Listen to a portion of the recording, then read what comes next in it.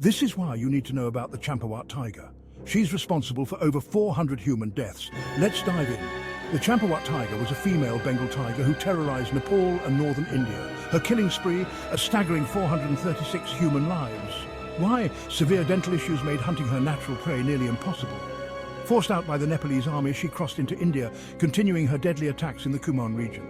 In 1907, famed hunter Jim Corbett ended her reign of terror near the village of Champawat. But that's not all. Corbett didn't just hunt tigers. He later became a wildlife conservationist. His books, like Man-Eaters of Kumaon, shed light on why predators might turn to humans. Thanks to Corbett, we now have national parks in India protecting tigers and other wildlife. So next time you hear about man-eaters, remember the Champawat tiger and the legacy she left behind.